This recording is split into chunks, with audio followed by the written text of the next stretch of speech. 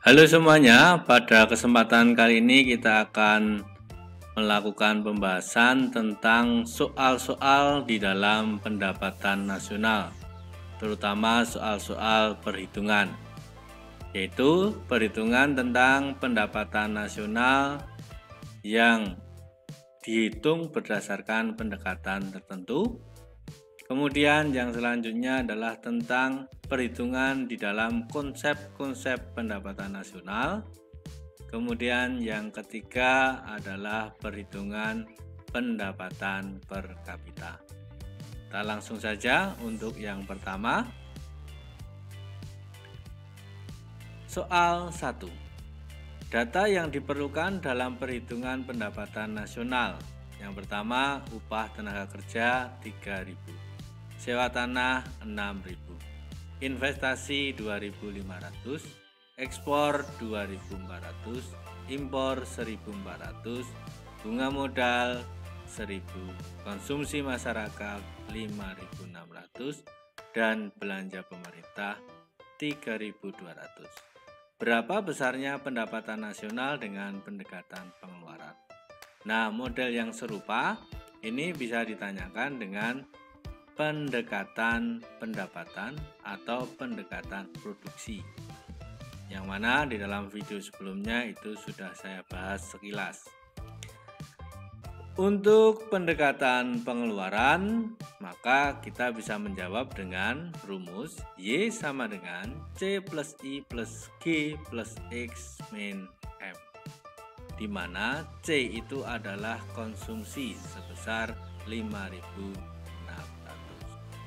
I adalah investasi sebesar 2.500, G adalah pengeluaran pemerintah atau government atau belanja pemerintah 3.200. Kemudian X ekspor, M impor. Maka jika dihitung hasilnya 12.300. Untuk selanjutnya adalah perhitungan di dalam konsep-konsep pendapatan nasional. Soal kedua. Berikut ini data keuangan suatu negara, di mana PDB 150.000 US dollar, penerimaan warga negara di luar negeri 80.000, penghasilan WNA di dalam negeri 85.000, penyusutan 5.000, pajak langsung 10.000, dan pajak tidak langsung 8.000. Berapa besarnya NNI? Maka untuk perhitungan ini kita membutuhkan paling tidak 3 langkah. Yang pertama atau langkah pertama itu mencari GNP. GNP sama dengan GDP ditambah pendapatan neto terhadap luar negeri. GDP sebesar 150.000, pendapatan neto terhadap luar negeri yaitu penerimaan WN di luar negeri, warga negara di luar negeri, dikurangi dengan WNA di dalam negeri. Maka jika dihitung hasilnya 145.000. Langkah kedua adalah menghitung NNP. NNP sama dengan GNP dikurangi penyusutan. Maka 145.000 dikurangi 5.000, hasilnya 140.000. Kemudian untuk NNI kita menggunakan rumus NNI sama dengan NNP dikurangi pajak tidak langsung plus subsidi. Hasilnya 132.000. Ini adalah perhitungan di konsep-konsep pendapatan nasional. Soal semacam ini bisa divariasi seperti contoh berikut ini. Berikut ini data keuangan suatu negara dalam miliar. Diketahui personal income, tetapi kita diminta mencari NNP. Ya, ini kan pokoknya adalah personal income. Ya, kemudian ada data yang lain, transfer payment, asuransi, subsidi, dan juga pajak tidak langsung. Nah, tapi disuruh mencari NNP. Yang mana kalau kita menggunakan rumus NNP itu nggak ada hubungannya dengan PI, gitu kan? Nah, caranya bagaimana? Caranya kita mencari NNI dulu. NNI dengan yang diketahui adalah PI, bukan NNP-nya. Yaitu PI-nya kita masukkan 70.000, NNI kita nggak tahu, kemudian TP 500, asuransi 100, yang lain 0. Maka akan ketemu NNI sebesar 69.600. Kemudian dari data NNI kita mencari NNP. Kalau dari soal sebelumnya itu kan dari data GNP mencari NNP. Sekarang dari data NNI mencari NNP. Maka NNI sama dengan NNP dikurangi pajak tidak langsung bertambah subsidi.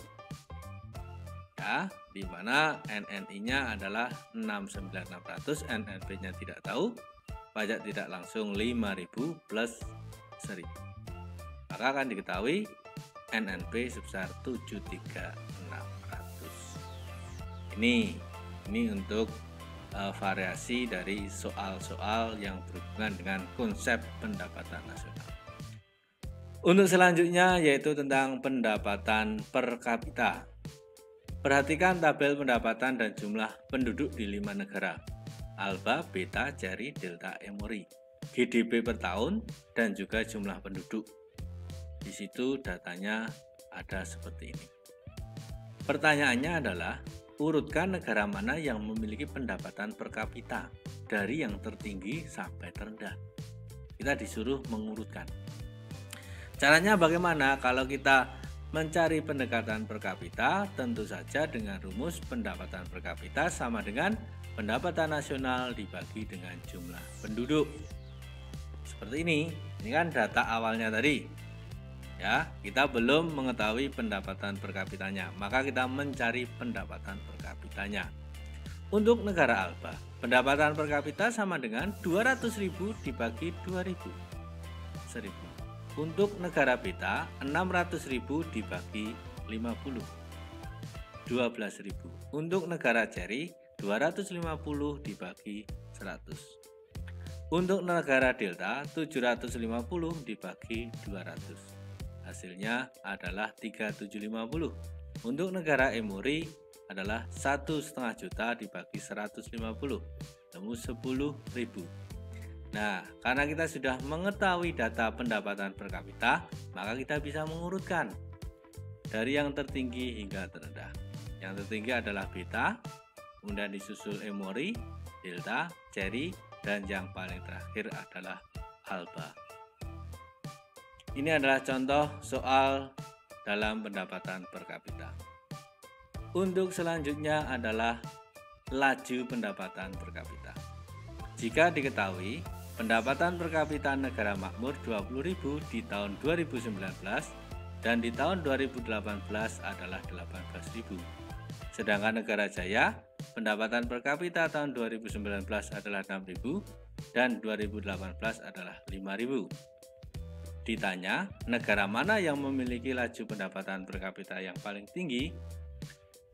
Maka kita bisa mengerjakan soal ini dengan rumus di mana laju pendapatan per kapita sama dengan pendapatan per kapita tahun ini dikurangi tahun sebelumnya dibagi tahun sebelumnya dikali 100. Seperti ini contohnya. Untuk negara makmur, 20.000 dikurangi 18.000 dibagi 18.000 dikali 100%. Hasilnya 11%. Untuk negara jaya, 6.000 dikurangi 5.000 dibagi 5.000 dikali 100%. Maka hasilnya 20%. Nah, maka kita dapat menjawab dari pertanyaan yang ada di soal tadi. Negara yang memiliki laju pendapatan per kapita paling tinggi adalah negara jaya. Demikian yang bisa saya sampaikan untuk pembahasan tentang soal-soal perhitungan yang ada di pendapatan nasional. Terima kasih dan semoga sukses. Jangan lupa like dan subscribe.